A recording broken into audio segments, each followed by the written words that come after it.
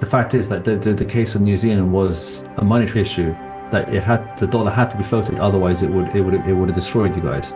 It's always a monetary issue everywhere, to some shape or form. The reason why people have been voted in any republic or democracy is because they're promising people things that they can only achieve through taxation or through money printing. Hello, I am Cody Ellingham, and this is the Transformation of Value podcast. In this episode, I talk with Prince Filip of Serbia, a prominent Bitcoiner and Chief Strategy Officer at Jan3. We talk about Prince Filip's work at Jan3, engaging in high-level conversations about Bitcoin with nation-states, as well as his thoughts on monarchy, democracy, and culture. We discuss the role of Bitcoin and sound money and the chance presented for smaller countries such as Serbia and New Zealand to adopt Bitcoin. I extend an invitation to Prince Filip and the Jan3 team to come visit and help spread awareness of what Bitcoin could mean for New Zealand, in particular its connection to energy and infrastructure. If you have any questions or would like to reach out, my emails are always open, hello@thetransformationofvalue.com. And if you would like to support the show, please consider leaving a review or boosting some sats via your favourite podcasting 2.0 platform. Otherwise, on to the show. Good morning. How are you doing, Cody? Well, good evening. Good evening. Yeah, no, I'm doing well, thank you. It's been a weird couple of weeks. I'm actually in Japan. I don't know if I mentioned that to you. No, you didn't. Yeah, so I'm from New Zealand originally, but I've been over here since like October last year. Okay. And I came over, actually, I used to live here, and I came over for Nostra Asia and kind of learning more about Nostra and how all of that sort of interfaces together and just getting to know the community here. And so it's kind of good to sort of get back into it and meet some of the Bitcoiners here and that sort of thing. Nice. Yeah. In Tokyo or? I'm south of Tokyo.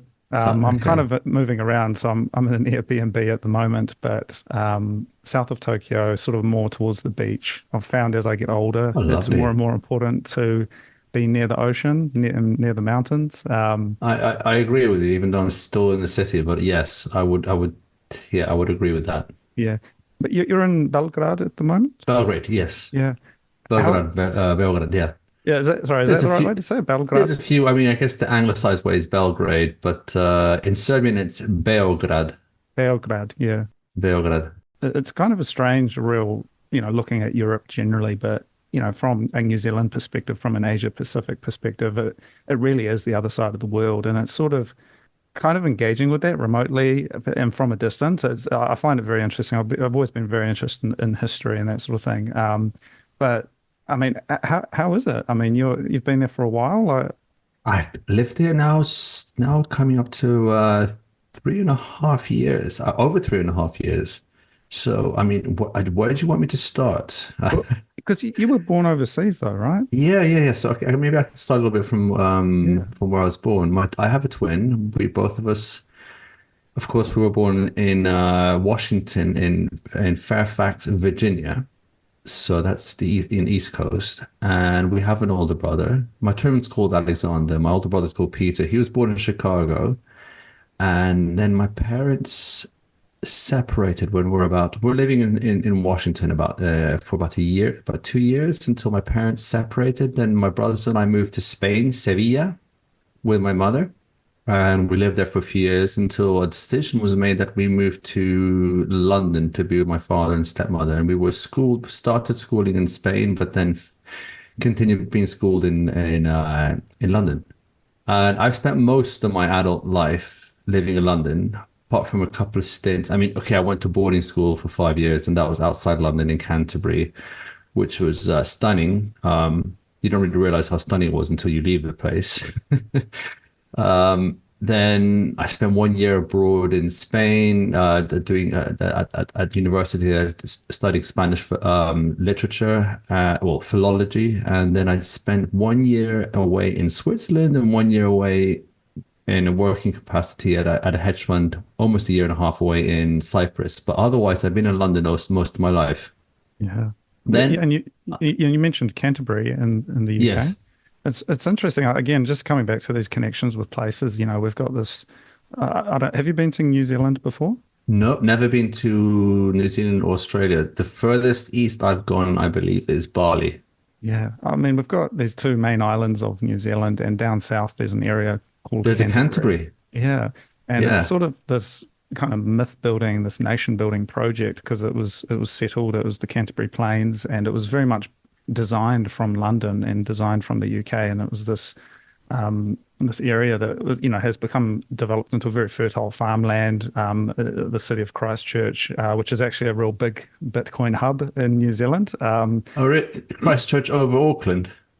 Yeah, so it's an interesting dynamic, and I've sort of found this before. Maybe it's similar with London and other places as well. But the financialized kind of cosmopolitan cities often tend to be a lot more lenient towards shit coins and sort of more financial products, whereas working Funny that, class. isn't it? Yeah, well, Christchurch. I mean, it's a farming city. It's an agricultural hub. It's a manufacturing hub, and it's the home to a lot of stuff. There's a lot of hydropower down south, so there's a lot of stuff happening there. I'm involved with the community in New Zealand quite a lot, and it's kind of strange. Have you found that with say like the UK or other places you've lived where there's that kind of cosmopolitan versus sort of rural divide with Bitcoin? Do you know what? So my journey becoming a Bitcoiner, maximalist, I guess, happened when I moved to Serbia. So I haven't really been back to London since, only twice. So one when I finished to sort of pack up my job and leave. That was about it. That was about almost a year and a half ago, or more now, September 2022. And then the other time was just a connecting flight, and I stayed there one night. But my journey becoming a Bitcoin maximus happened as I moved to London not from sorry, moved to Belgrade during June 2020. Yeah. I mean, I guess I was into Bitcoin before, but I was also into other cryptos, shitcoins, and things like that. I wasn't fully educated yet, Well, and yeah, having seen what would happen in the markets, because I've been working in traditional finance for almost 15 years at that point, and I thought I knew what was going on. I thought I was switched on, and I understood how well the markets work. But one thing I didn't really understand is monetary theory and how money actually works. And I guess the pandemic, however way you look at it, the stimulus that was brought about in the first few months of the whole show was extraordinary, and that got me really thinking. And I saw things that just did not make sense. A lot of things really were warped, and I thought, yeah, this ain't right. And I said, well, there's this Bitcoin thing, and I've got it. I've been stacking it. I've got some other shit coins and stuff. What if there's more to this thing?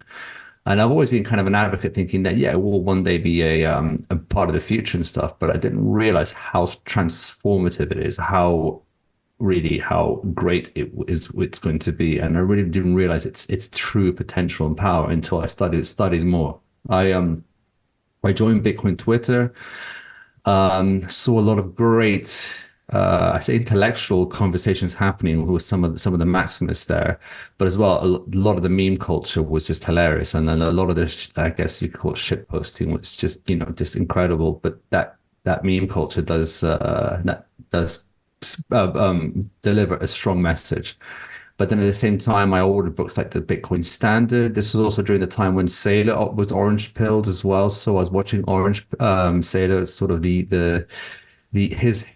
his journey into becoming a maximalist, and him going onto interviews and just talking beautifully about Bitcoin, amongst other interviewers as well. But as I said, the Bitcoin Standard, Gigi's 21 Lessons, and Gigi's, when he was on Twitter, then I know he's pretty much Noster now.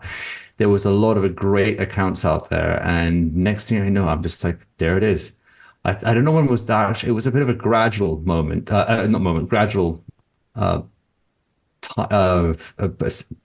process for me becoming fully orange pilled. But there's a few things I could notice along the way that I was like, oh yeah, wow, that makes a lot of sense. I think one of them was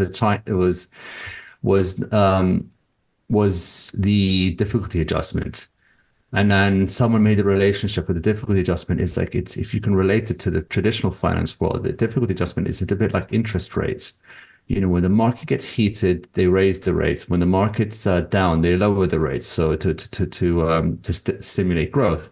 Well, in the Bitcoin, if the market's heated, then the difficulty. If there's a lot of miners on the scene, then you raise the difficulty. And then the other way around, if a lot of people start unplugging and stuff, and there's less miners, then you lower the difficulty. And this happens every 2 weeks. And I thought that was beautiful. I thought that was fantastic. When at this point I was ready fully maximized, but seeing it unravel during the China ban, when the China banned mining in, I believe it was around May 2021, and seeing the reallocation of hash power around the world and at one point becoming much more decentralized, I thought that was okay. That is incredible. That's really sealed the deal, really. I know now concentration's up again. You got in the US and in Texas, a lot of the hash power relocated there and stuff. But I guess it can happen at any point as well. That it's like that beast, a 10-headed beast. You cut off one head and 100 other heads grow. You say it's impossible to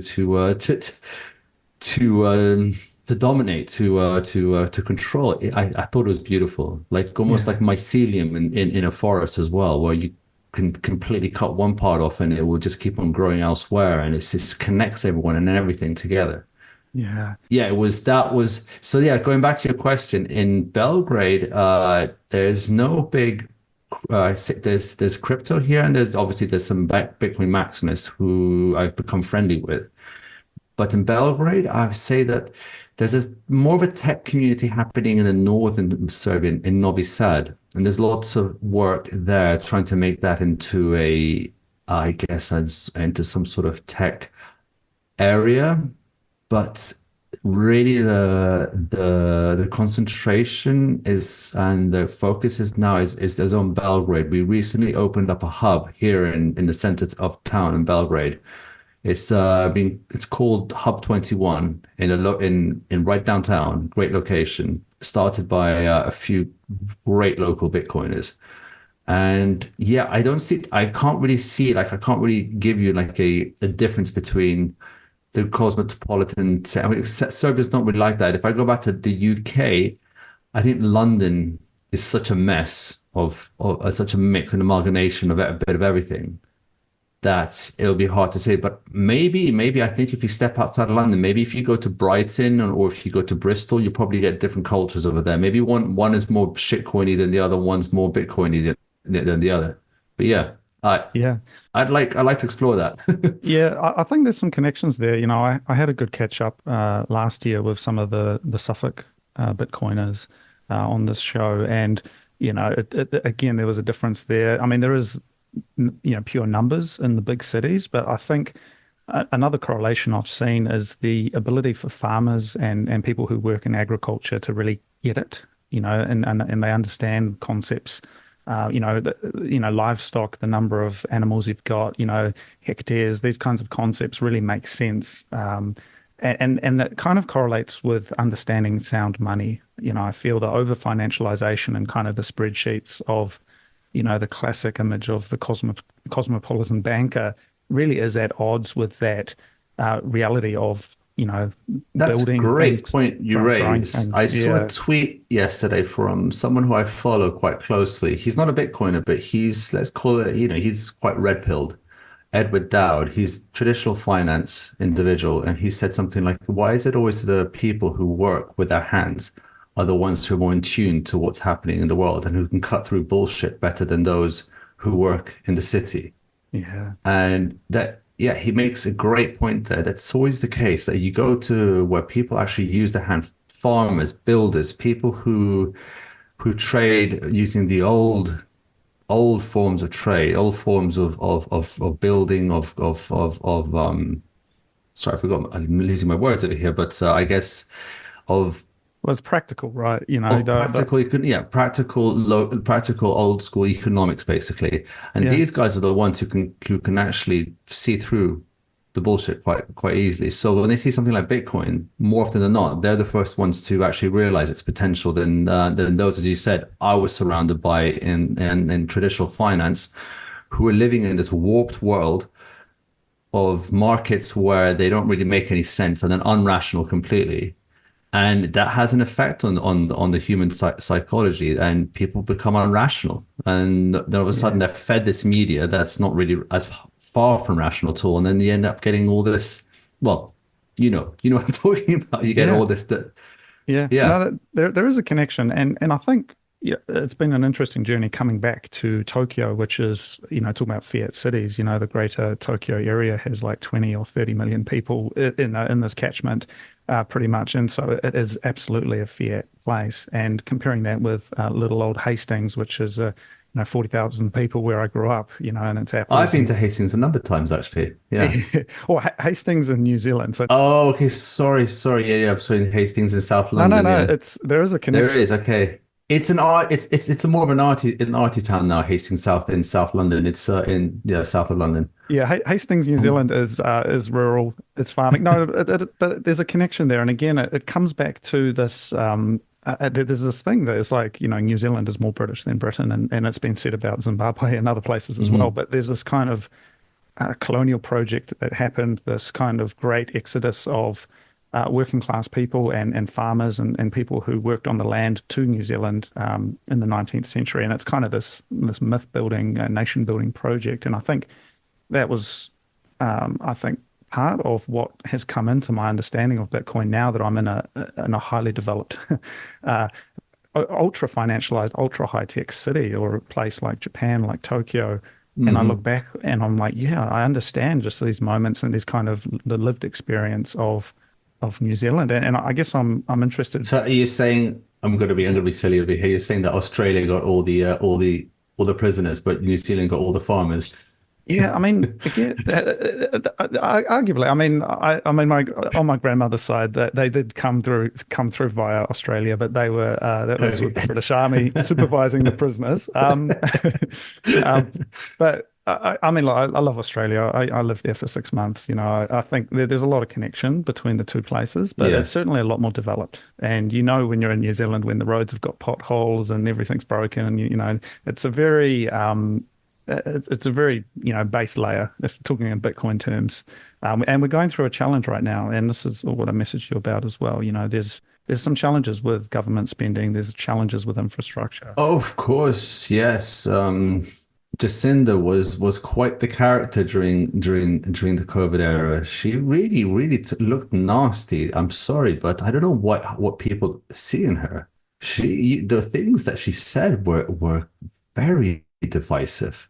And I mean, her strong social policies as well, and the overspending that she did. I mean, I have not looked at the economics of New Zealand, but I'm sure you guys there are having some tough times with cost of living right now. Yeah, it's an interesting situation. I mean, firstly, New Zealand is a small place in terms of population, and it's very connected in the sense that everyone knows everyone, and it's island mentality at the end of the day. And so Hmm. we talk about Jacinda. I'm one connection away from her. We're talking about overspending. We've just had the Reserve Bank of New Zealand come out with some justifications for the spending during 2020, or not for the spending, but for the money printing that happened at Hmm. that point. I've talked to the chief economist of the Reserve Bank of New Zealand. They're not in this kind of high echelon, inaccessible class of And people yeah, that I get that. Yes, you yeah. know and I imagine the UK at larger countries, there's different kind of classes, and it comes back to that founding myth of New Zealand, which again it comes back to kind of fundamentals of removing class.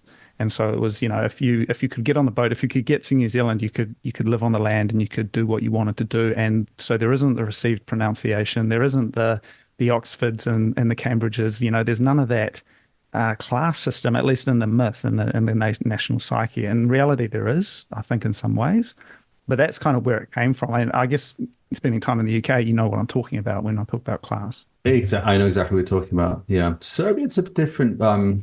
Serbia, there is a class system here, but Really? it's very two-tiered. You have the elite and then you have the rest. There is some middle, there is in between, and that's what you'll find in Belgrade. Yeah. Um, I might not capture the full picture because I'm still getting myself acquainted with the whole place. Still learning how to speak the language, but my wife is from here. She's Belgradian. My son is only 5.5. He's born here. Um, uh, we made sure he was born here, and before we moved here, my daughter, who was recently born 2 months ago, 5th of November 2023. Very proud of that. But we have my wife has got family here, friends and things and stuff. But we traveled the country quite a lot. But Belgrade is different to the rest of the country. There's Belgrade, which is relatively developed. I say the developed. I hate using that word developed. There's more money in Belgrade compared to outside of Belgrade to the countryside, and you can see a lot more hardship as soon as you go outside of Belgrade. Things get a little bit more real. In Belgrade, you are living in a little bit of a bubble. You see a lot of nicer cars, a lot of more people flaunting their money. Then as soon as you step out of Belgrade, there's not much of that at all. But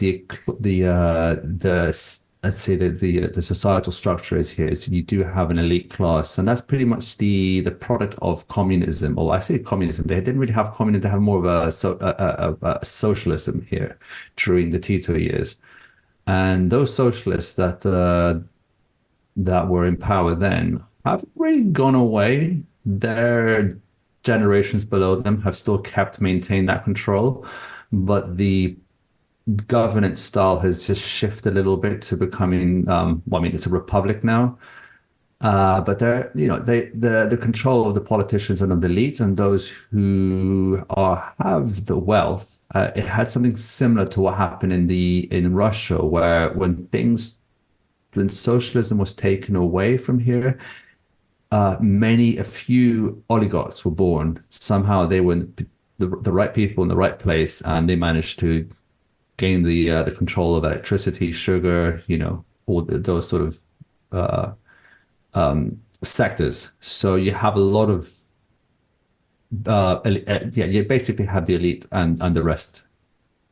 Yeah. And but then getting to given my position as a prince, I live a pretty average normal life over here. We have a flat downtown in a nice area, I'd say, but I go to the market, I'm around, I walk around, take my son to school, drive him to school. I participate in everyday life, but then on the other side, I get invited to occasions where I'm brushing shoulders with some politicians and the patriarch. Patriarch is the head of the Orthodox Church. Church is very big over here, and I will be, mingling with those elites and stuff. It's quite a surreal situation for me. It's a powerful situation though, because you get to see both sides of it. You're still living and grounded somewhat in reality, and you've worked and you've had these experiences. But I think coming back to your relationship with Serbia, I am really curious about that, because you say you're learning Serbian. You've come to this country that you're Yes. connected with as well. I mean, how does that feel? What's that search for connection been like for you? It's taken a while. The circumstances of our birth, and later when my parents were divorced, and then moving to Seville, where actually my mother tongue is Spanish. I learned Spanish because my mother spoke to us in Spanish. She's actually the princess she's a Brazilian princess from one of the Brazilian royal lines. So I'm also a descendant of the only two emperors of Brazil. And she was brought up in Spain and living in Spain most of her life, as well as Brazil, but she spoke Spanish to us. Then moving to London, living with my father and stepmother, I would say things were uncomfortable. I was taken away from my mother at a young age, which we should. I mean, those decisions were made, and we have to forgive our parents for trying these things. But it turned out that my brothers and I sort of rejected the fact that we were princes, and we rejected the idea of being Yugoslavs at the time, because it was Yugoslavia or Serbs. That we were taken around, shown places, not shown places. We will go to events with the diaspora in the United Kingdom, maybe in Germany, maybe in America. And it was just a little bit uncomfortable, like being us three brothers, like we were paraded around a little bit as the young princes. And as a kid, you don't like that. That's not cool. So you reject I instantly rejected, not instantly, but it left a bad taste in your mouth. But at the same time, you grow up and you do meet some great Serbs, and during the community, I've met great people and stuff. It's just the circumstances made us have an inbuilt sort of rejectness to our culture, to what we to being Serb. But as I grew older, I always felt the urge to get to know Serbia better and to go move back. And I had the opportunity to in 2001, when my father moved to Serbia with his wife, his second wife, I should say, in as after Milosevic was ousted, Goran Djindjic and Kostunica were the Kostunica was a new president, the new government that was forming them, and they opened up the palace to my father and allowed him to live in the palace in Belgrade. Still, it's state owned to this day, but my father and stepmother lived there. I visited the place a number of times. I still went to Serbia. I became a little bit closer, more attached to it, as we had a sort of home there, but it was still not ours. My father and stepmother are still tenants there, but it didn't feel like the right time for me to move there. Mm. I wanted to do it my way somehow, and I didn't know how that was going to come about. And then somehow, well, not somehow, I met my so-to-be wife around 2016, and then we fell in love. And then next thing we know, in 2017, we have our wedding in Belgrade, and a beautiful wedding in Belgrade in the Saborna Crkva, which is a Saint Michael's church where my great grandparents, King Alexander and King Alexander I and Queen Maria were married, and where King Peter I was coronated as well. So quite a historical location, beautiful cathedral church in the center of Belgrade. And then we had the reception back in the palace. But I still was living in London at the time. I was back in London because of my job. I was working for quite a world-renowned, I say, financial name. Not like JP Morgan or Goldman Sachs, but someone that would be competing with them, but at a more boutique level. And I had a good job back in London. And I didn't want to leave that job, but still, okay. Then my son was born. Our son was born the next year. And then that was like, okay, well, he has to be born in Serbia. I believe that's a good idea. So we did that. That was a great thing. That it was the first Karađorđević born in Serbia, first male Karađorđević in the direct line born in Serbia after like 70 years, 80 years or something, since Prince Tomislav, who was my grandfather, King Peter's second younger brother. So then, still living in London and understanding more about getting more in touch with my culture through my wife, thanks to my wife, who, we go to church, we go back to Belgrade to be with her family, and I'm getting more of an introduction to more, let's say, more normal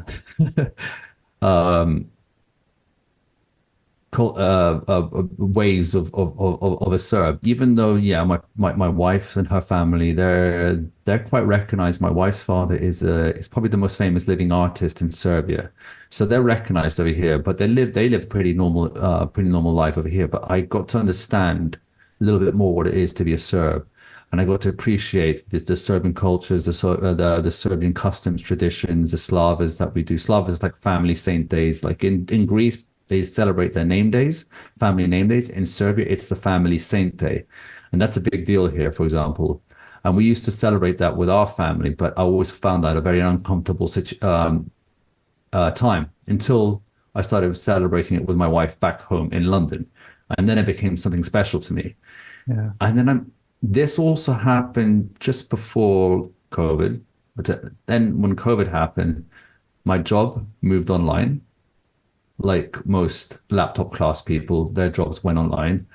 And then after 2 weeks of this happening, I was like, hey, wait 1 second. I could be anywhere in the world right now.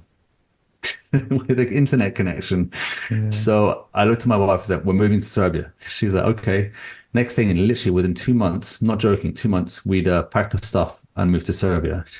Yeah, sometimes you get those callings. Are you Yeah. familiar? You talk about Brazil, and that side of your family. Are you familiar with a concept called saudade?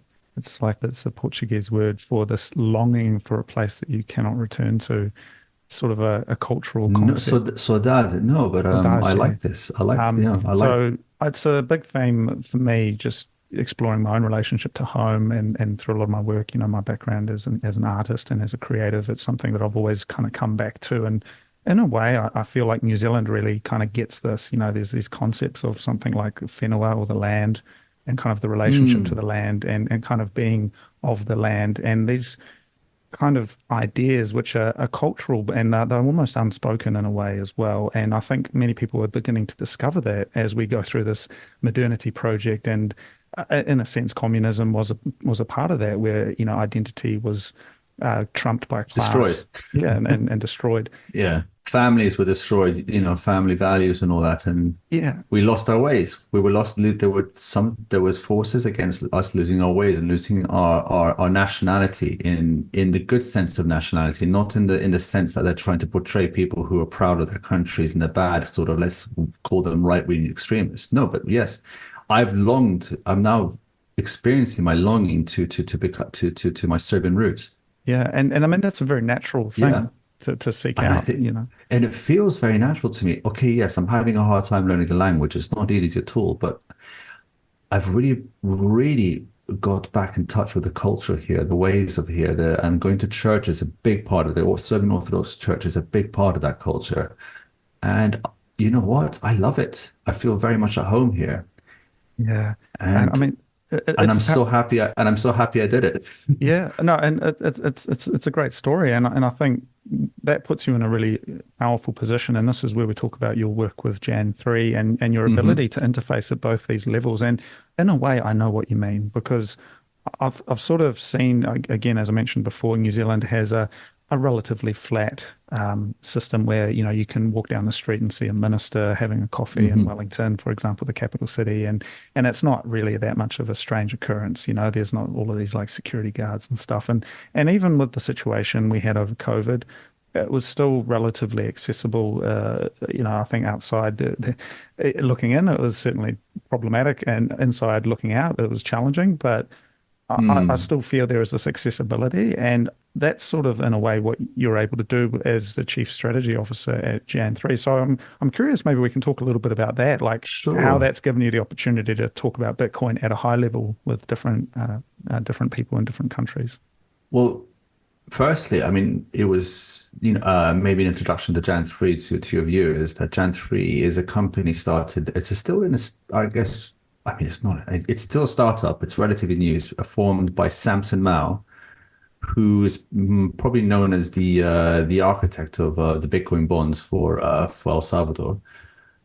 He was a big executive at Blockstream and BTC China back in the days, and he's a very impressive individual, quite a CV and quite the mind, quite the visionary.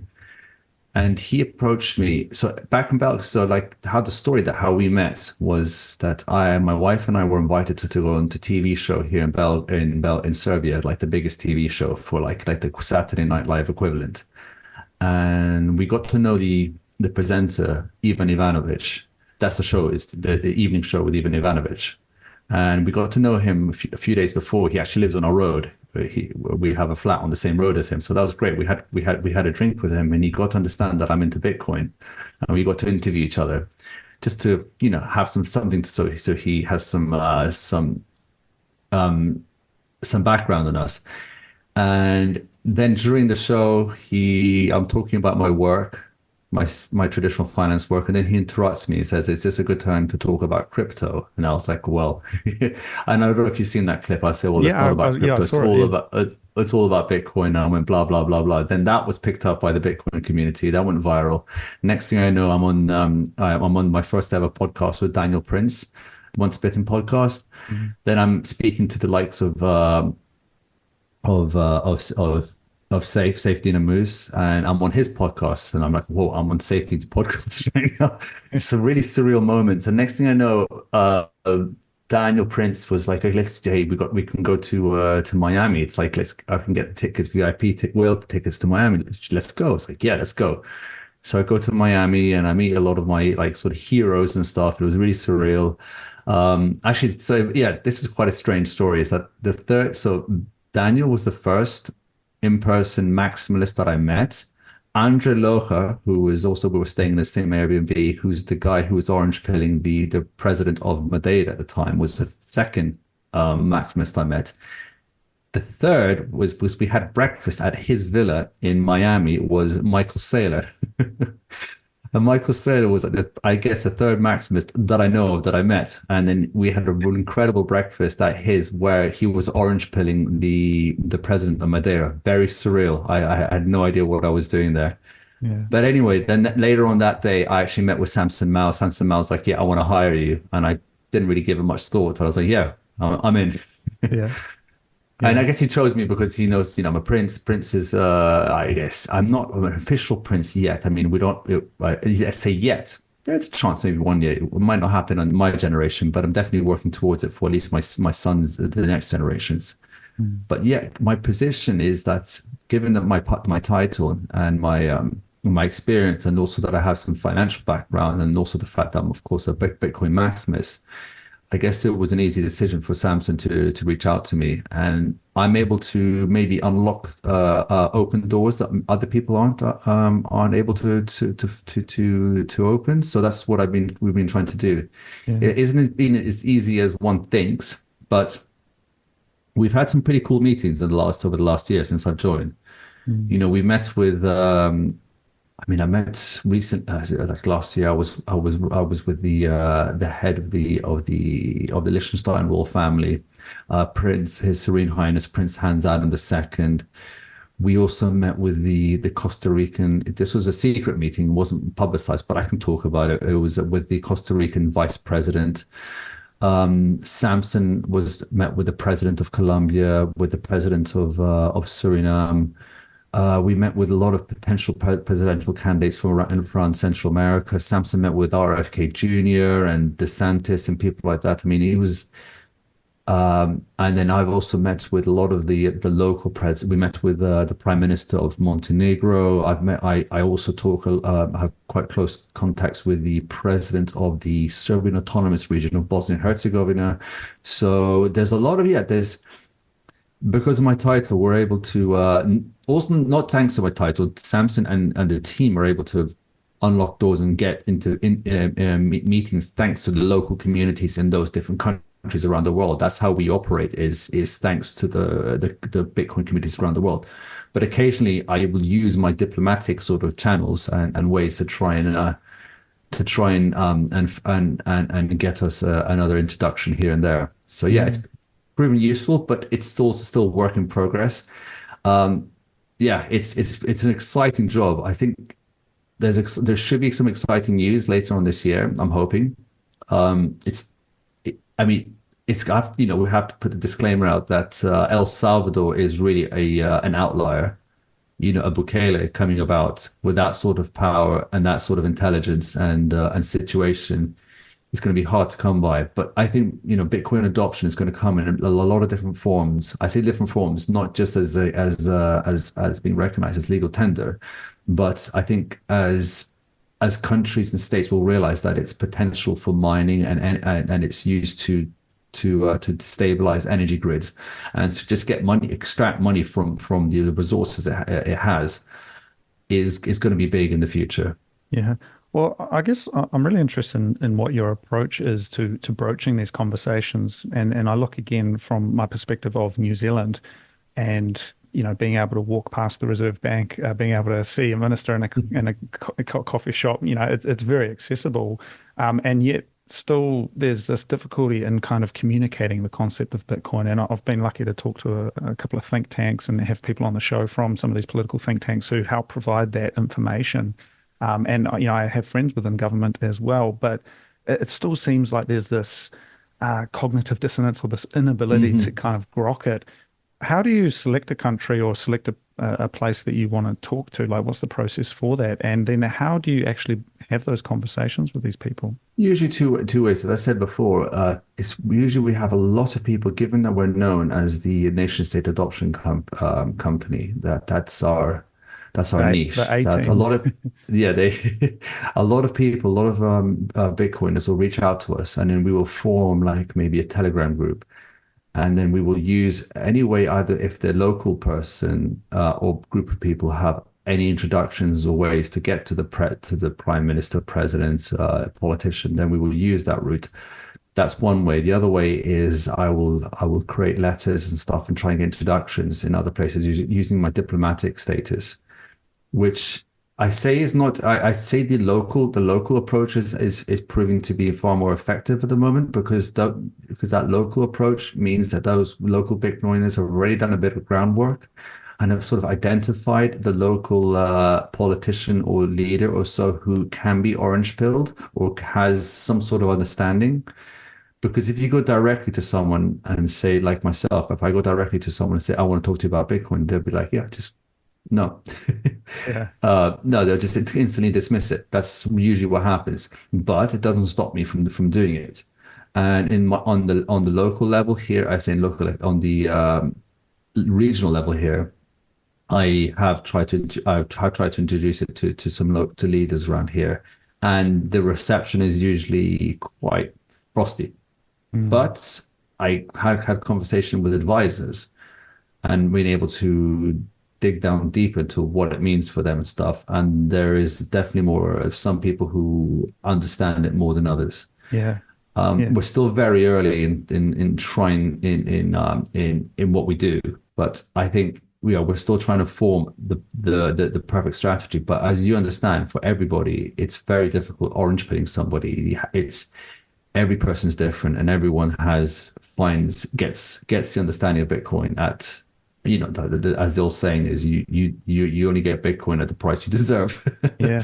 Well, again, that's sort of, I think, what's very interesting here. I mean, before Japan, I was based in Wellington, the capital of New Zealand, and there is a number of these think tanks and kind of these groups, but again, they're very accessible. That they're literally across the road. It's a tiny little town, sort of on the harbour. It's a very walkable city, actually, Hmm. and beautiful in summer at this time of year, actually, but as well. But the idea of going to the government is one thing, but actually just talking to these think tanks, and as I said, I've had the chance to talk to them on the show, kind of socially, and you start talking about the energy piece, which you mentioned, and that's the lights go on for them Well, because that's it. Yes. they understand. Look, New Zealand's got some infrastructure challenges, and at the same time, we've got a lot of hydro power in the South Island. There's a lot of natural resources and the ability to Exactly. develop that, So and that's one thing we found out is actually energy is one of the best ways to orange pill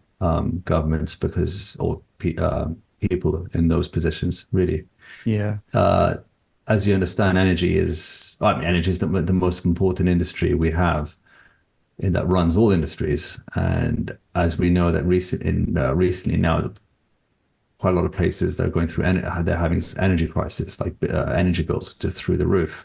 Yeah. And Bitcoin can really solve that. Yeah, I mean, and there's again, we're coming back to what we were talking about at the beginning in terms of, that connection to the land. Again, Mm, what does New Zealand mean for me? There is a national myth building in there, but it's like, I'm thinking of sheep and I'm thinking of, of hydro schemes and fishing on the tail race, outlets where there's big brown trout there, and it's funny. I was in Shanghai talking to someone, and this is where I had my artist hat on, and I was trying to be cosmopolitan. And I said, I'm from New Zealand. And she was like, well, what have you got there? You've got sheep, and at the time I remember feeling quite offended by that comment. But literally in the town square of Hastings, where I was born, there's these kind of like ceramic sheep, kind of for kids to play on, and that was what the nation was built on. And I think there's something really humble about that. It's very down to earth, There's not this mm. kind of highfalutin image of the country, and it's very much. And when you come to New Zealand one day, hopefully you'll see. But it's kind of like, well, heads down, let's get to work. Very practical, but it's kind of been derailed in the last few years by this kind of political class and the sophistry, and that's what you would have seen with the Jacinda years. And as an individual, I think she was put in a position where that came out. I think Hmm. these people aren't necessarily inherently good or evil or any of that stuff that gets labeled. I feel like it's like in the system, that's what kind of emerges. You know what I mean? Yes, yes, yeah. And so the opportunity to actually take a step back and look at that and think, okay, well, what could we do? How do we speak to the opportunities here for a small, nimble country to really adopt this? Because certainly it's not going to happen in Japan anytime soon. These 100-year-old ministers. Yeah. Yeah, it's the smaller countries that probably move quicker. Your bigger democracies have a lot more hoops and bounds to jump over, so to jump through. So yeah, I don't see places like Brazil and India going onto a Bitcoin standard anytime soon. Or who knows? But I see smaller countries like your Surinams or maybe your Guatemalas and Panamas and stuff and places like that, which just have much more manageable, and they're much more nimble in terms of Yeah. making decisions. Yeah. Yeah. How do you see in terms of vision and leadership? Because I think this is kind of the question that I come back to a lot. Looking at the kind of caretaker governments that we've had in the past and sort of how change happens in these democratic systems. It is very challenging, and you see a lot of just kind of covering your ass and just what do I need to do to get in the next election sort of thing. But Hmm. what have you seen in terms of leadership, what it takes kind of moving into this new era of Bitcoin for the kind of people that, and the kind of systems that are needed for Bitcoin to emerge and for visions That's a for people to good emerge? question.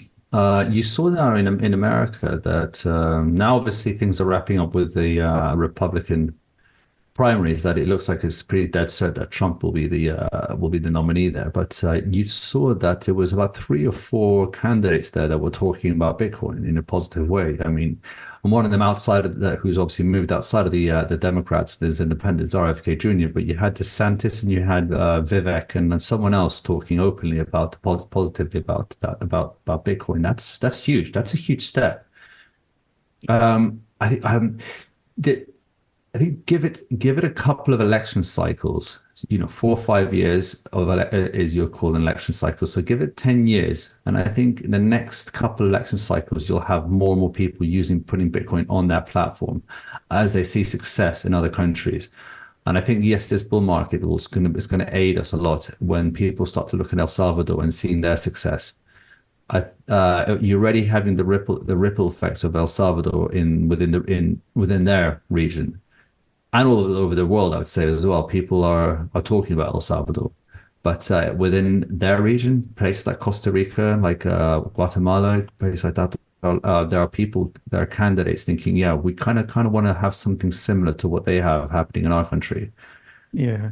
Sorry, I was going to say, do you see though, I mean, we're still talking within this kind of political concept of a election cycles of a kind of a political world. And you may be familiar with the theses of the sovereign individual, these kind of forth turning Hmm. ideas. Does that, how do you see that relationship between the kind of the old and the new playing out over the next 5 to 10 years in that case? Oof. I mean, I've been known to say that republicanism and the democracy that's practiced today is outdated and inefficient. I mean, it's pretty obvious. Like, even the first proponents, I'd say the first advocates for democracy in the what's his name? That type of I mean, because Socrates. I mean, I'm not the historian. I'm not the political historian. They had democracy, but it was a very, very at a very steady state, at a very Mm. elite level democracy. Well, the modern democracy, well, by the advocates, I forget the name of that one guy. But anyway, they never envisioned that democracy would be practiced as such a great population. They see that democracy can only really work in populations way less than in a million. So I see that if in order for democracy to survive, firstly, it has to move towards a more direct democracy where And but that, in order for that to happen, I see more decentralization happening, and I see models. I see Switzerland coming up as a model that hopefully could be replicated around the world. The canton system, having a direct democracies there, where people are able to raise issues with their local leaders and get things done much quicker, and they're far more representative than a small little elector. A voter in a country of 5, 6, 10, 20, 100, 300 million people. It just makes more sense. Yeah. Um, Are you familiar with the MMP system? what does that stand for? Mixed Member of Parliament. No. Is that something you've come across? So this is the system of New Zealand, and I also believe Germany has this system where you get two votes, so a party vote and then an electoral vote for your area. Okay. And Yes. Yes. and it was sort of developed because I mean the traditional one people are aware of is first past the post, who gets the Post. Yeah. 50%. And so what it means effectively is that you generally have to govern with small parties to support you, and it leads to a decentralization of the system. And so what you're talking about is absolutely right with the United States or larger countries. What are you going to go left or are you going to go right? And it leads to that dichotomy. Yeah. Yeah. Exactly. Yeah. But there is potentially innovations like MMP, which in the current situation in New Zealand we have a major block of a majority block that's comprised of three parties, which potentially opens the door for one of those small parties to actually be Bitcoin aligned, and it doesn't have to be the big mega party. It can be, and they only need 5% to be in Parliament. And so I don't know. So you haven't come across that with yours? No, I have. Maybe I just didn't know it was called the MMP It may be called something system. differently in German, and it's slightly different to the canton system, but that's also a really good model to look at, I think. Okay. Well, yeah. Yeah. I'm all for changing a lot of other systems out there. I mean, I've been given quite a bit of criticism for saying that I'm not really that for democracy in its current state and form. And I guess I'm an anarcho-capitalist, and I believe that's where real freedom is. But then I would also argue that for the transition to get there, then you would have to have some sort of move through a direct democracy and not what we have today. And so I said MMP with maybe or canton system. Yeah.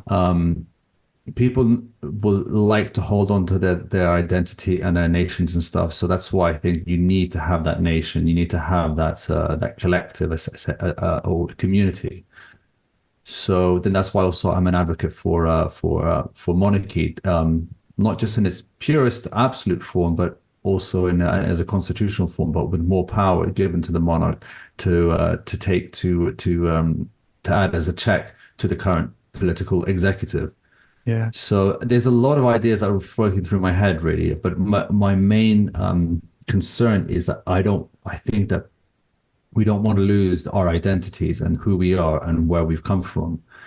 And I think if we go to some pure anarcho-capitalist world where everyone there are sovereign individuals, I think that will lead to, we could end up having a situation where people just completely lose their identity. So that's why I'm a great believer in the church and monarchy, and the idea that these they can be sort of hold as bastions of traditions, culture, family values, continuation, and just they but this can only really work, especially as in an absolute monarchy, that the control is always is handed to the people, and it can only work under a Bitcoin standard. There cannot be such thing as a central bank. Otherwise, the whole project will fail again. Yeah.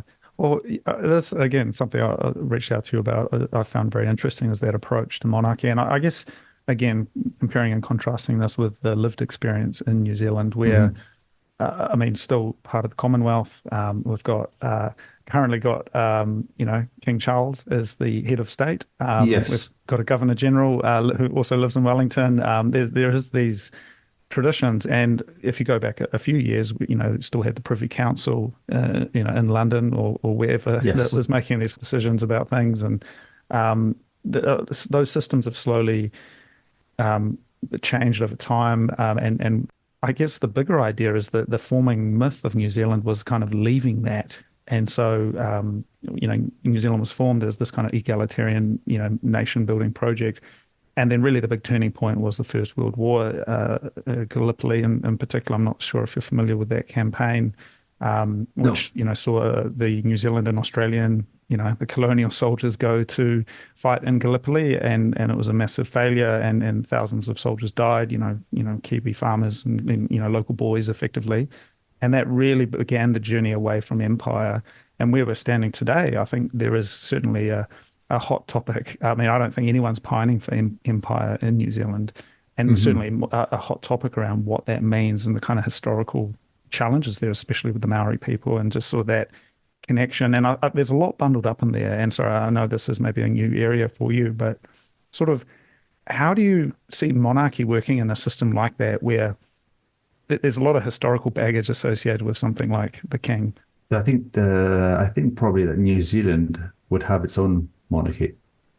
I'm sure there's every country can have its own royal family. How do you bootstrap that? I mean, I don't know. That's the I've thing. got a little sort of story here. So researching about that, there was this moment. So again, New Zealand's sort of founding myth, and again, these are Yeah. narratives. They're not sort of absolutes with history, but there was the movement in New Zealand around the Maori king and Exactly. Yeah. Kingi Tanga, and that was really seen as an alternative to Queen Victoria in the 19th century, and sort of the founding of the nation and sort of that alignment with empire was really challenged by this project. And interestingly enough, and I've done an episode on this, there was a banks and a central bank developed under that kind of umbrella of the Maori king, but it failed because it had to do full fractional reserves, whereas the colonial banks were able to just print the money.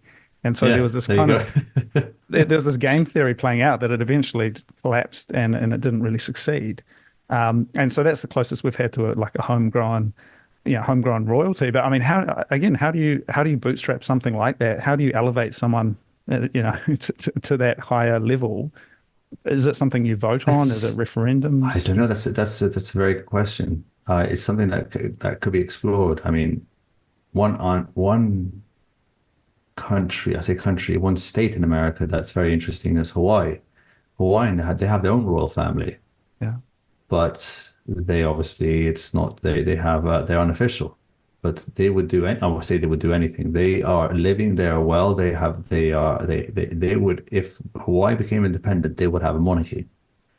I think that could, I mean, I think there'll be other examples around the world that could happen if I think it's just gaining their independence away from that Commonwealth. In the case of New Zealand and Australia, I'll probably get some backlash for saying this, but yeah, I think the Commonwealth is uh I shouldn't be talking. I'm not talking bad against the British royal family, but I think their reach is too large.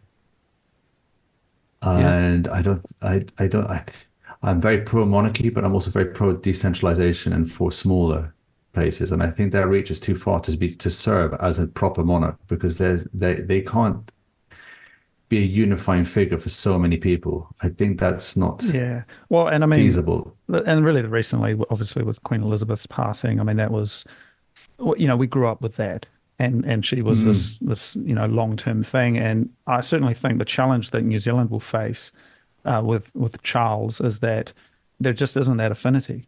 And no. are we Well, going to that's redo all yeah. of the money? We're going to redo all of the stuff for God Save the King, when really no one cares anymore. But the challenge is, Prince Philip, that we've got this situation where a lot of these founding documents, a lot of the sort of the structure of the country, and again, so this is hard to kind of convey in this Mm, sort of short format, but the idea of the crown is a concept that I think perhaps in all of the world and all of the Commonwealth is most pronounced in New Zealand, in the sense that founding documents, the Treaty of Waitangi, for example, in New Zealand, which really was that relationship between the crown, the colonizing force and the Maori people mhm. of New Zealand. It's all signed by the crown. What does that mean when there's no longer a crown? Does the local government, the vernacular government, take responsibility for that? It's sort of a very problematic politically, and how do you roll that out? And I don't think 3 4 year election terms, that's just not a topic that they're going to touch. Um, and we're seeing that play out, and it was a little bit more pronounced. There's just been an election in New Zealand, and so there has been some rollback of some of these more radical policies. But certainly, I feel like a lot of that. I mean, money. Forgetting about that for a moment, fixing the money seems like a more pressing, more accessible thing, because I tell Well, you, of course.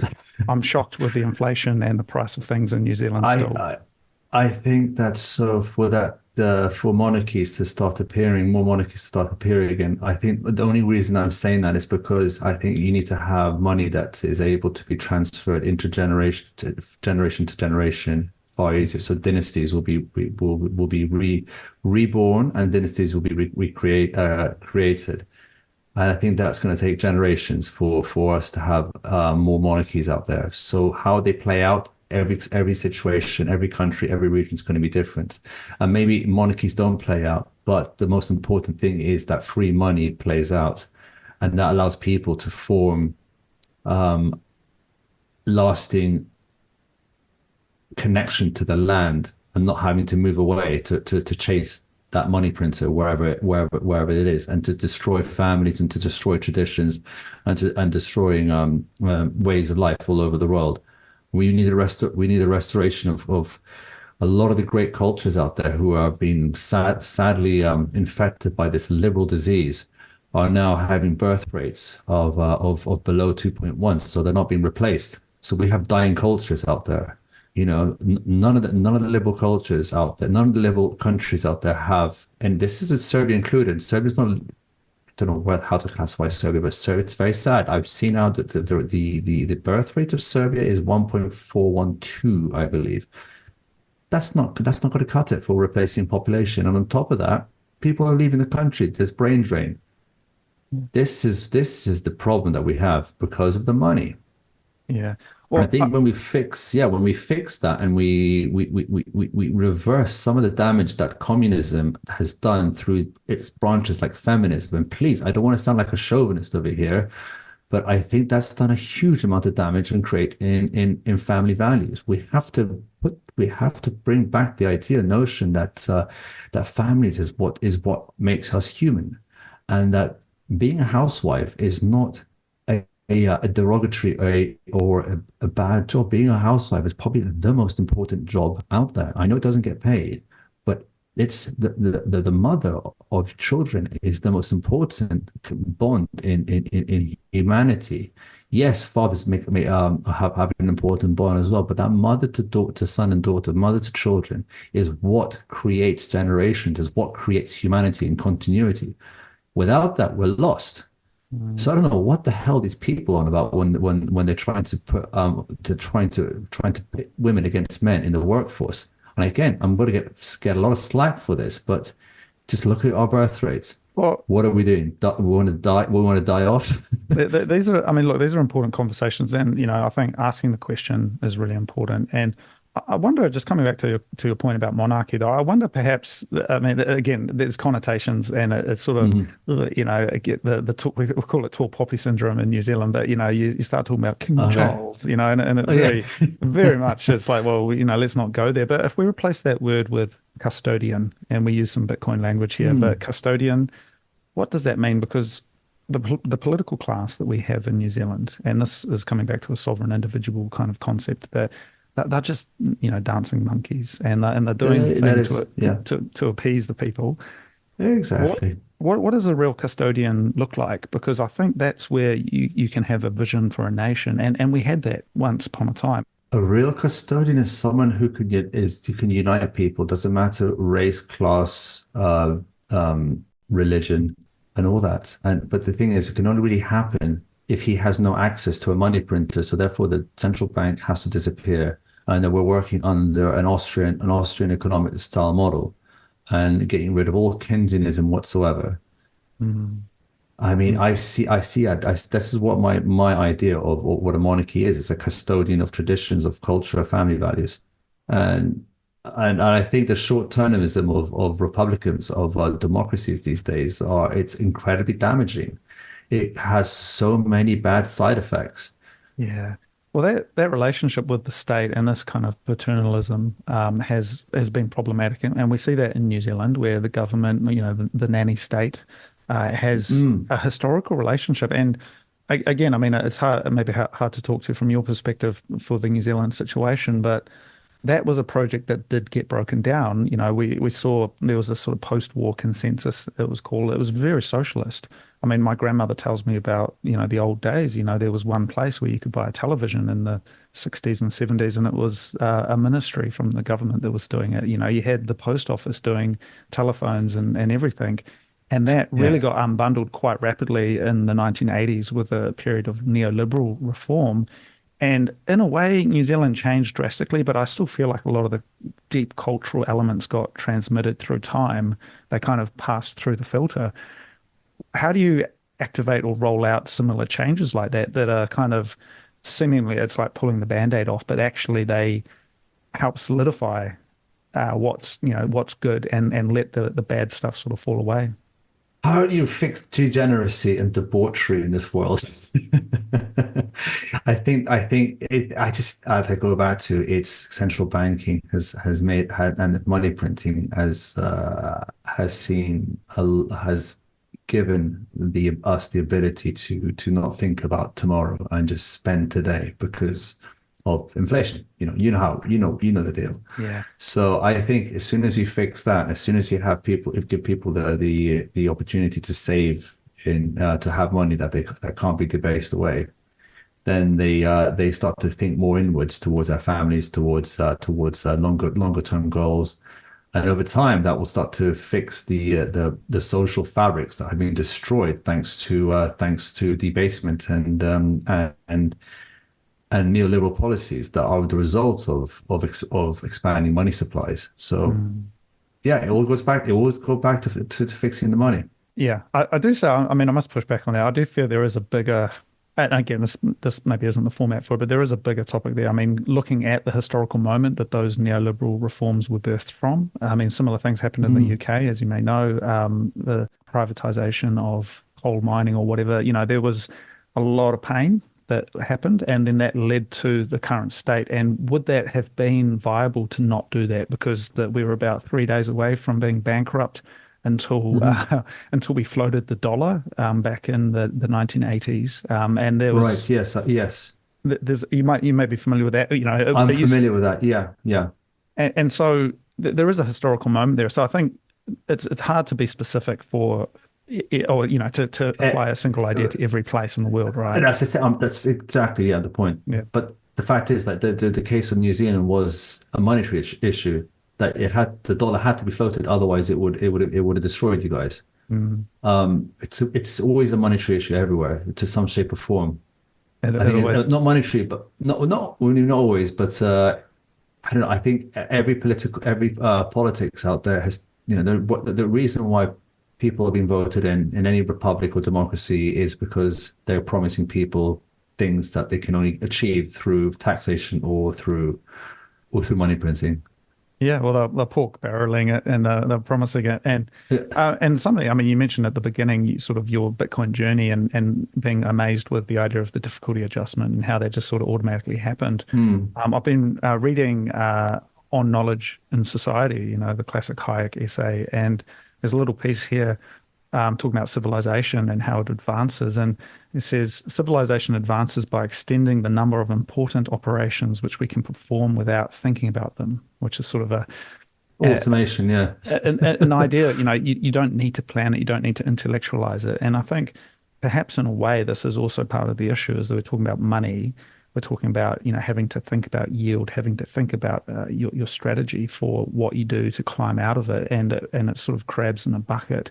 Whereas, Bitcoin takes you back to some core values of thrift and of just putting your head down, putting in a good day's work, working the land. You don't have to start thinking about what you're doing with your share portfolio and Well, busting it. exactly. That's a very, very eloquent way of putting it. Really is. You can actually focus on the real things in life instead of having to focus on how you're going to protect your time and energy that's being wasted away by these insane economic policies. Yeah, and look, and at the end of the day, I mean, I'd say most families, most people have a personal spreadsheet that they maintain just to make sure they're not sinking, you know. And I think there's still relevance in that, but having to keep track of certain bonds and ETFs and all sorts of things like that, it's like, look, you should just be able to save a little bit every week, Exactly, and that's no, it. there's too many families. I know this because I see it everywhere. It's too many families living paycheck to paycheck, and I don't think you're going to have a spreadsheet trying to track your paycheck to paycheck. I mean, the fact is that you're just trying to tread water, and you're just about barely keeping your nose above the water. That's really sad, Yeah. and that's something that's happening all over the world. You see all these anecdotes and all these stories all over the people just saying they're doing everything they were told to do. They went to university,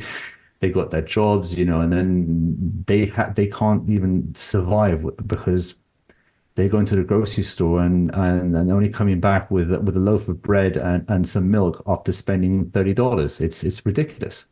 Yeah. Yeah, and That's it's challenging, and especially from New Zealand, where we're making a lot of this stuff and trying to get a loaf of bread or a bottle of milk in the supermarket is costing you an arm and a leg. It really feels like there's something wrong there, and I think people are feeling it, and of course the natural knee-jerk reaction is to call for regulation of supermarkets and stuff like that. But no, that's the no, thing that's though. not Yeah. not the answer. No, but what we're seeing here in Serbia is we have a big cost of living crisis over here. I mean, big. It's not. I mean, official inflation numbers are actually down in single digits, but the real number to look at is CPI. And if you look at CPI, it keeps on going up. And I mean, what does that yeah, even mean though? Like, they change the basket, they yeah, mess with it. exactly. Yeah. Exactly. Yeah, but look at it. It looks as the way it's accelerated since 2020 is ridiculous. Then now you're looking also at the M0 and M2 money supply, and now that the recent print I can see at the moment for November. I know we're in January. For November, was at record highs money printing. I mean, it's ridiculous what's going on here. And food inflation over here was about 15, 20%, 30%, 40% at one point. People here are suffering. Thing is, we get a lot of our supermarkets. The supermarkets here get a lot of their produce from outside of Serbia. You're getting a lot of stuff, milk. We have the best milk. We have fantastic milk and produce in Serbia, but we're getting a lot of this milk from Poland because it's apparently cheaper and better or something like that. But no, I think there's a huge disconnect. Mm. And I think I would like to work on projects here. My wife and I, we're opening up our foundation. It's the Royal Foundation. Well, we're still kind of deciding on the name. It's the Royal Foundation, the Hereditary Prince Philip and Princess Diana Foundation. And one of the initiatives, I mean, we're going to work on many initiatives, but I guess the core of it is working on maintaining and holding on to cultural heritage. But the other thing is also innovation and working with our modern tools to try and help save our local economies. I'm not against globalism. I think globalism is an important part of development all around the world. We need to be trading with our neighbors. But the form that it's taken right now, is absolute. It's damaging. And I Yeah. think Serbia has so much produce, so much goods, and so much talent that it's not being used. And that's something that we're going to try and figure out ways and initiatives to try and get that going again. So people actually, because that's part of the reason why a lot of Serbs are leaving the country, because they can find better jobs elsewhere, and there's not much for them here. But if we can stimulate that economy here and make it so people are producing locally and trading locally, foods, the most amazing produce is here, then people will stay. People will move. What's a circular economy? I mean, what are your thoughts on some of these Bitcoin model communities? We've seen things like Bitcoin Beach or even Lugano, I believe, has that kind of And look, I mean, I think they're great. I don't think there's such thing as an actual circular economy. I think there's always something that has to come in and out yeah. from the outside. But the idea, I guess, I think of a localized. I mean, I think it's more going to the idea of decentralization as we're talking about politics. The same thing happens with economies as well. I think we have to localize a little bit more, not going towards protectionism. I'm not nothing like that. I'm just saying that I think if we can have this is where the European Union went wrong. I think the European Union was a great idea at up until the economic area. Anything after that was a disaster. Open economic area, fantastic. Then having your sovereignty destroyed by having directives being forced on you, not a good idea. Yeah. So I'm all for open economic areas, opening borders in that way for growth and stuff. But then I have to make sure but that's only just helps local producers to be more competitive, so they can actually sell not just locally but abroad as well. And in Serbia, I think we have a lot of issues that we are competing with the EU, but we are getting a lot of our produce from the EU. But we don't have the ability to then sell back to the EU. So we should be a net exporter, but we're actually a net importer. And our trade deficit, it's horrible. We owe about 40 billion in any given moment. That's just reckless, absolutely reckless. Sorry, is Serbia in the EU in terms of? No. No, okay, so you're out. Not the only two former Yugoslavia countries that made it into the EU are Slovenia and then Croatia. I see.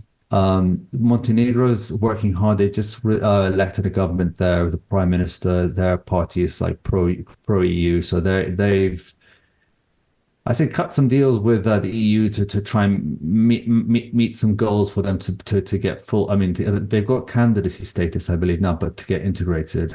I mean, my opinion is that not a great idea. I think joining the EU now is like joining a sinking ship. But I'm going to get some slack for that as well. But it's true. Serbia is having more issues because it's wanting to get EU candidate status. There's a lot of people pro, but there's a lot of people anti, because we want to continue being that sort of neutral country, because we have good ties with Russia and China and the BRICS as well. Plus, we have the issue with Kosovo, which actually is that we don't want to recognize Kosovo. And I think one of the prerequisites for joining the EU is to lose Kosovo, which something a lot of Serbs will not want it to happen. So it's kind of complicated in Serbia. I mean, like, I fully appreciate it. I did some deep diving, just reading about the history of that area and the former Yugoslavia and that whole thing. And look, it seems like it's very complex, and it's a multi-hour discussion to even get up to speed about what it feels like, and what it means. Because what we're trying to find here, though, is principles that we can kind of align on, and I think that's what I see. Similar sized countries. New Zealand's just over 5 million people.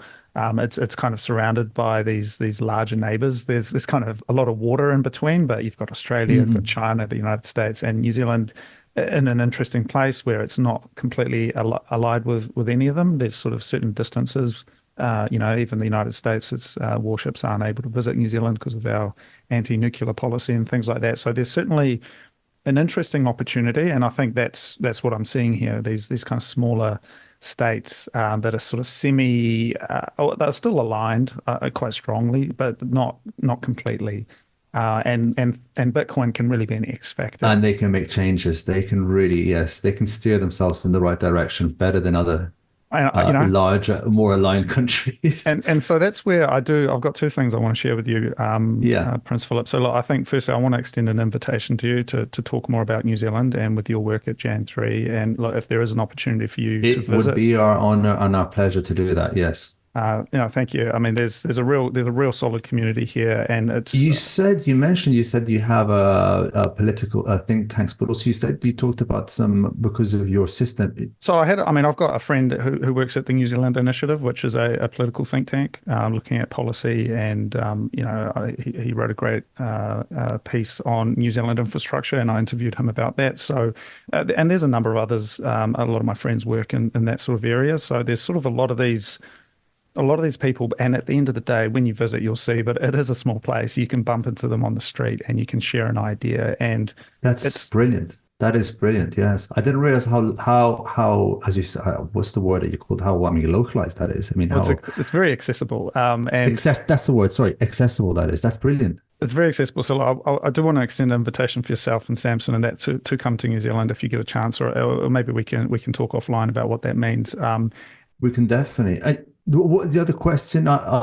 Question is the political scene. That you said you had recent elections, and what's the current formation of the government looking like? So there was a move. So you would have been familiar with Jacinda. So that was the Labour Party. Yeah, of So course. that was sort of an anomaly in the sense that even though we have an MMP system, they actually were first past the post one single party, and so they basically had They carte had blanche yeah, to yeah, do whatever they they did. wanted. I know it Uh, was crazy. Yeah, yeah, I mean, I was there, man. So I mean, I can tell you all about it some other time. But yeah, yeah. I we would like got to hear stories. the democracy worked out though because the things have swung back the other way, and so now there's I'm a so happy that tri-party system where it's kind of moved across the aisle. And interestingly enough, the party that made that happen. So there's the National Party, which was the major bloc, and then ACT, which is a kind of a centre-right party. Mhm. But then the one that made it happen was the New Zealand First Party, which is Winston Peters, was who's mentioned by name in The Sovereign Individual. So he's sort of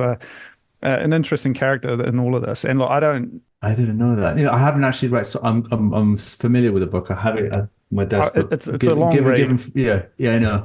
There's a couple of yeah. Yeah, I highly recommend it though, and the audiobook's great. But look, I'm not aligned with any of this stuff politically. I think I'm beyond that. I'm a Bitcoiner, but I still see the practicalities of it and the real politic of what that Oh, but of means. course, the only way to make change as well is in the current system is actually by participating in it as well. And this is one thing I had a lot of stick recently for voting. Yeah, What's a prince doing voting? Well, number one, we live in a republic, and number two, if I was trying to urge people to go use their only sovereignty a choice that they had, and that is to go and vote if you want some sort of change.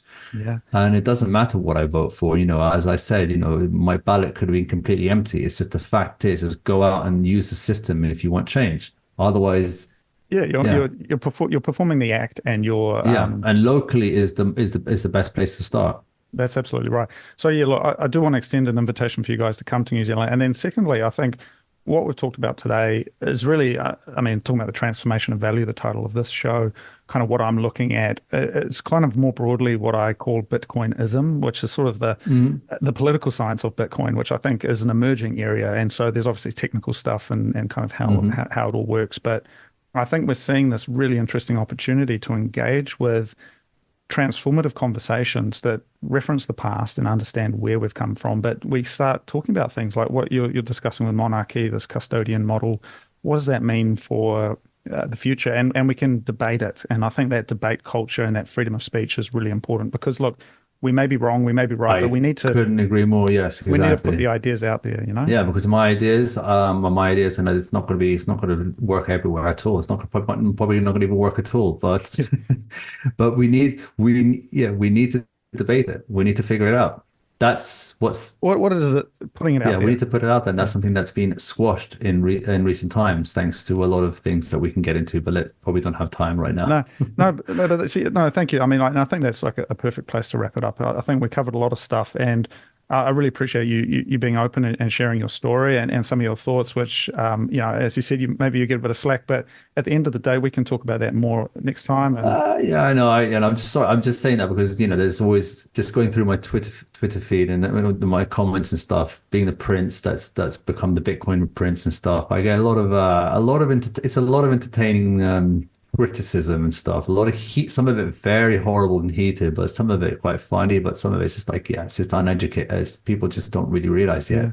But that's No, great. That's progress, and I'm happy that I'm doing it. I'm happy that I'm putting my reputation, I guess, on the line. But I know I'm doing it. I know this time I'm pretty certain that Bitcoin is going to do some good things in this world.